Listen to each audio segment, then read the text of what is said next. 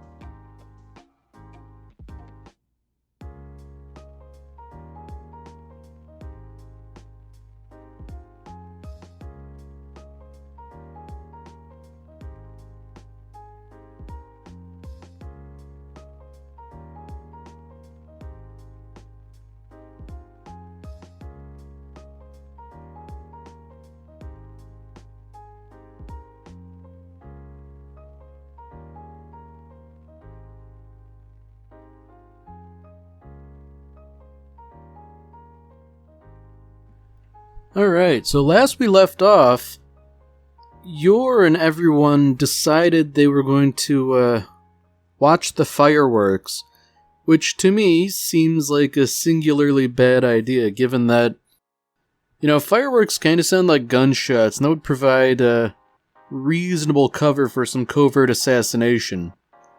Granted, they're not there to watch the fireworks necessarily. The idea here is that they can get out of Dodge. But I don't know. I'm not convinced that that's their best approach. I mean, if nothing else, they've sort of adopted different disguises, but given that we know this one assassin has a very keen sense of smell, if they're not wearing different perfume or things like that, then there's very little they can actually do. So unbeknownst to them, their cover's sort of blown. And that's really the worst situation, that they're in more danger than they realize.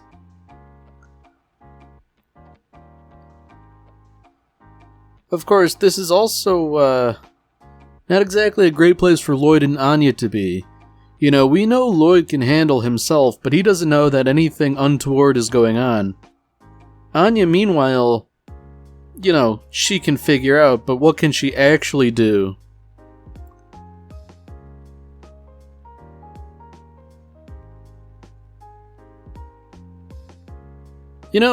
Having been on a cruise ship before, or a ship like this, I guess, there is a sense of claustrophobia, as a lot of the internal corridors and things like that are rather small.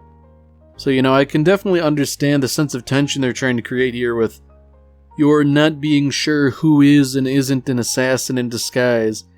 And especially when, the corridors are one thing, but these are like, what would you call it? Like back of house areas, stuff where like only crew and maintenance personnel are allowed. That stuff isn't designed with comfort in mind.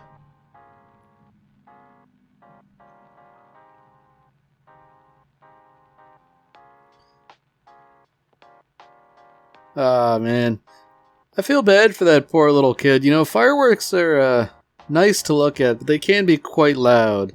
And I'd imagine this poor little guy, he's had more than his fair share of excitement for the past, day and a half or whatever. Poor little lad. And unfortunately, there's only reason to assume that things are going to get even more exciting. I mean, case in point, it seems like the assassins have a sniper around. And, a fireworks display is a pretty ideal cover for him. You know, it'll mask the noise. The flash from the muzzle can be dismissed as fireworks. I mean, the only saving grace is that Yor is on top of her game here. You know, she managed to evade a sniper's bullet, taking only a glancing blow, and then nearly killed him by hurling something at him. You know, that's definitely not nothing. And of course, the situation is only exacerbated by there being other assassins working in concert. You know, I'd imagine a sniper's job would only be made more difficult by adding a bunch of people into the fray here. But seeing as how yours outnumbered something like 12 to 1, or 24 to 1, you know, sniping her has become less of a priority. I'm kind of surprised at the variety of melee weapons they're wielding. You know, that guy has a mace. Like a proper medieval mace. You know, one would think that, well, like, really, like, anything would do, like a lead pipe or a truncheon of some sort. You don't have to get, like, a mace. Now, Yor is really lucky here in that the director has managed to take out the sniper. Because, you know, I guess when you're in a target-rich environment, you can sort of afford to not aim as, I guess, properly as you normally would. Unfortunately, the trouble in this whole situation is that they're so outnumbered that, you know, there's like an opportunity cost to doing anything, you know. If Yor's distracted by fighting some assassins, she's not protecting the target. And good on that guy. You know, I don't recall his name. I guess Zeb. But, you know, he made a big show of being afraid of this whole thing. And he just got shot in the back 3 times, you know. Seeing as how he's not dead, I think we can assume he was wearing a vest. But, you know, if you get shot while wearing a vest, it's still like being hit with a hammer. You know, like, that stuff hurts. Bullets impart serious force. But I think that this sort of impulse to protect the woman and her child speaks to his character, even if he was, you know, abjectly terrified of everything before. Now, of course, the upshot of all of this is that with the client safely out of reach for the time being, Yor is now empowered to just absolutely slaughter these people. And, you know, thinking about it, really the only advantage that they have is that there are more of them. And if Yor is not hamstrung trying to protect somebody, then, you know, what can these guys do, really? Like, this guy seems skilled with a knife and all that, but, you know, he lasted, what, like 30 seconds? You know, that's kind of impressive against the Thorn Princess, but, he ended up dying rather messily. And, you know, I guess that's another thing. They are on a cruise ship with a bunch of civilians. You know, if you sort of start hacking people to pieces, you're just going to leave yourself a big cleanup job later. You know, I suppose it wouldn't do to butcher a bunch of people on a cruise ship and then have that all discovered.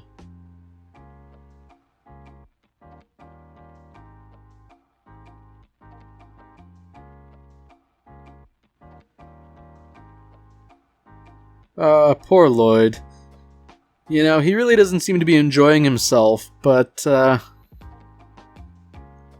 mean, I don't want to read too far into things, but seeing as how we sort of know that he's, survived artillery bombarding his town, you know, he's probably not too keen on fireworks all told. Not necessarily in a PTSD sort of way, but, you know, I guess it's just one of those things where, you know, when you're a kid, everything's a novel experience, so everything's really cool.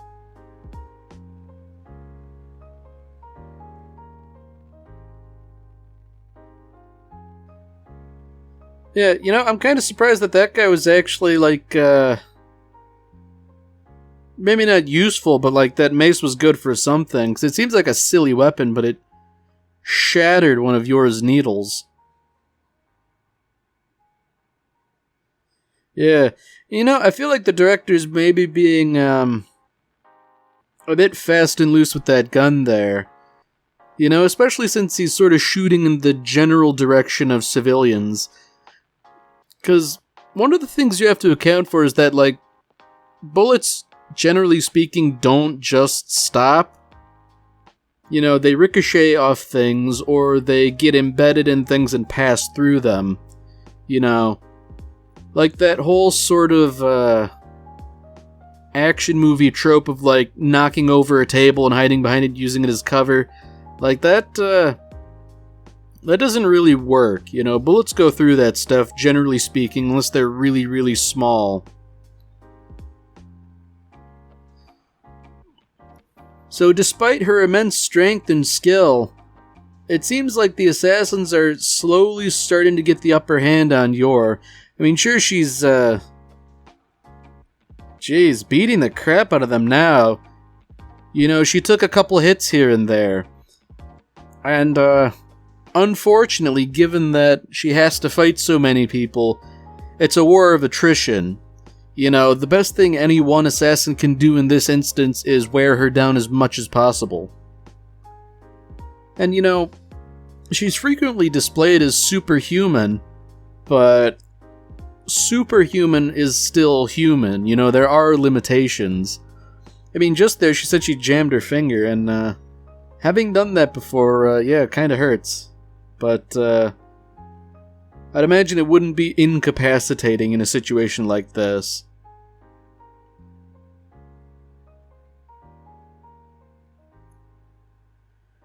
Now, unfortunately, I think Yor's making the mistake of talking here.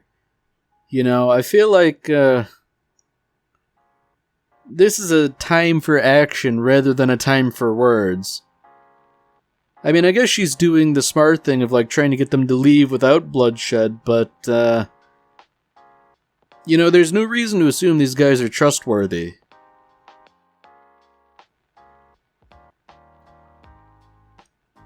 I mean, I guess Yor could go for a breather, letting these guys talk while she catches her breath a little bit. But at the same time, I feel like if they're so willing to talk out in the open, her time might be better spent, butchering them.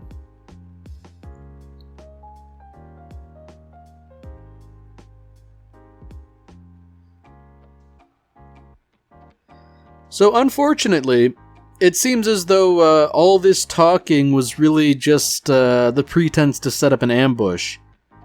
And while it hasn't succeeded, at least not totally, that was a rather crushing blow to the ribs. And, your ribs are there to protect a bunch of your internal organs. And being hit so hard that you fly across the deck, that's gotta mess you up a bit. So it seems as though you're injuring her finger like that. That's compromised her grip strength, so now she's in the unfortunate position where she has to fight somebody with a sword without a weapon of her own. And, superhuman though she might be, I get the distinct impression that she's not sword-proof.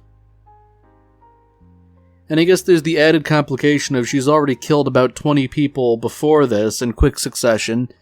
So now this guy, who seems to be a cut above the rest, is considerably more difficult. So once again, I guess we're sort of getting down to the core conflict in that Yor's job and her family are kind of diametrically opposed, Like, she wouldn't have to explain to her family if she ended up disappearing without a trace, but that's not a good outcome. Sure, she wouldn't have to face the consequences, but she would also be dead, which I guess in and of itself is the biggest consequence you can suffer. So, she's in this position where more than just trying to protect the subject, she's also trying to return alive, which, it's never been much of a question for her. It's always, at least the way it's been presented to us, generally assumed that she is so hyper competent compared to everyone else that, her total victory is assured. Unfortunately, she's met someone who is functionally a match for her, and she's also listening to the guy that's talking to her, which is a mistake. He's sort of pulling that thing about how, you and I aren't so different even though I'm trying to kill a woman and a child. I mean, Yor does kill a bunch of people too, and that's probably less forgivable. But at the same time, she's usually depicted as killing, like, organized criminals and things like that. And I guess there's the sort of added caveat in that she does this as a job to support her family. I guess that's the real connection. All these assassins are doing this for money. She does it for money too. I think what's really telling here is that as she's staring down the spine of that sword, facing death, the thing she's really thinking about is how she effectively can't be a good mother to Anya or a good wife to Lloyd anymore. And I guess belatedly she's also thinking about her brother, the poor guy.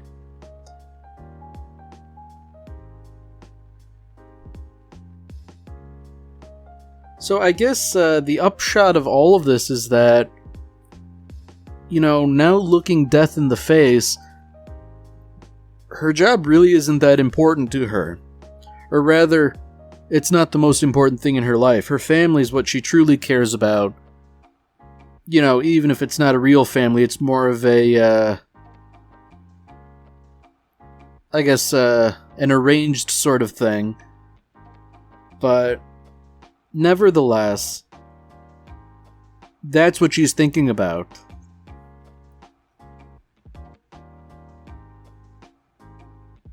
And I guess, she's sort of belatedly coming to the realization that the reason why she cares about Olka so much is that, she's in the same sort of position, caring for a child with assassins on her tail.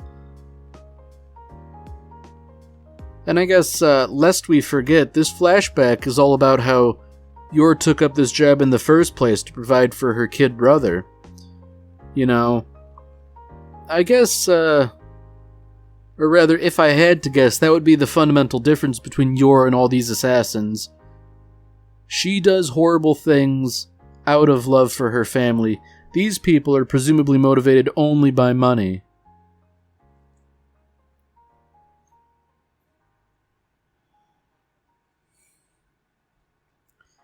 Now, grabbing a sword like that, that's not nothing. I have to imagine it would have been pretty sharp, and, to not care about it as you slice your hand open, and as you get slashed across the chest like that, that's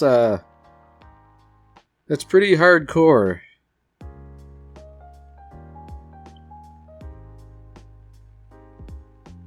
It's sort of like what she's thinking, enduring the hardships of her job for the sake of her family.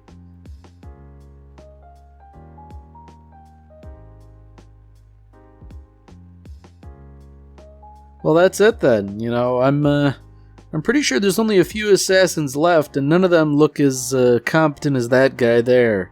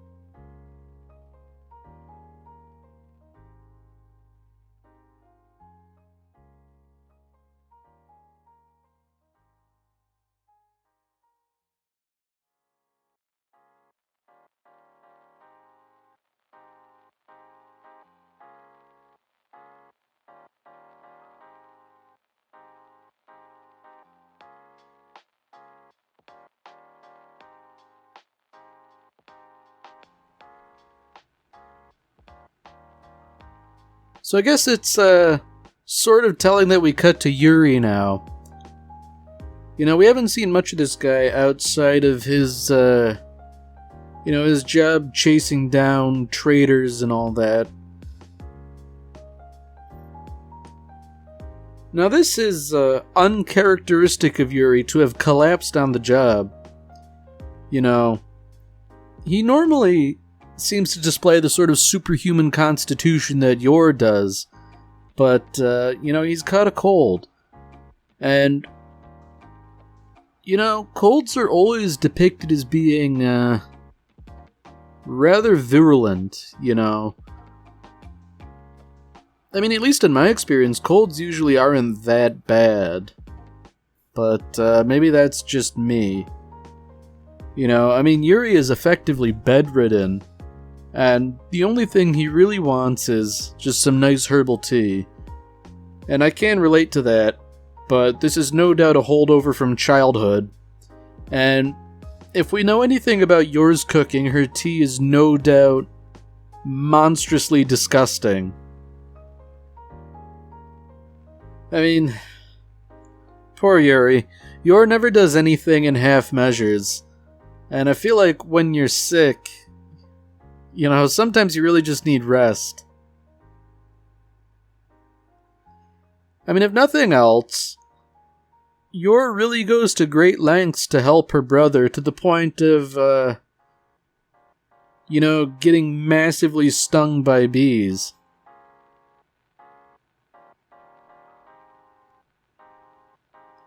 So it's interesting that this has sort of induced a bit of a complex in Yuri that, his being sick has inconvenienced his sister, therefore he needs to grow up to be big and strong so as not to inconvenience Yor. But at the same time, it's this sort of, this symbiotic relationship where they both sort of feed off each other. I mean, it's interesting that so far Yor's cooking isn't depicted as being monstrous. The herbal tea seems like actual decent herbal tea.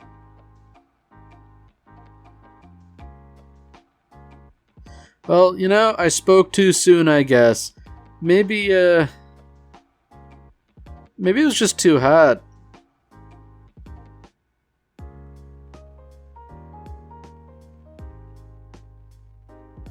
Yeah, I would think just the memory of that would be enough to sort of perk him up just to avoid anything that might make it worse. Okay, well I guess that's confirmation, the tea is in fact disgusting, but against all odds it perks him back up.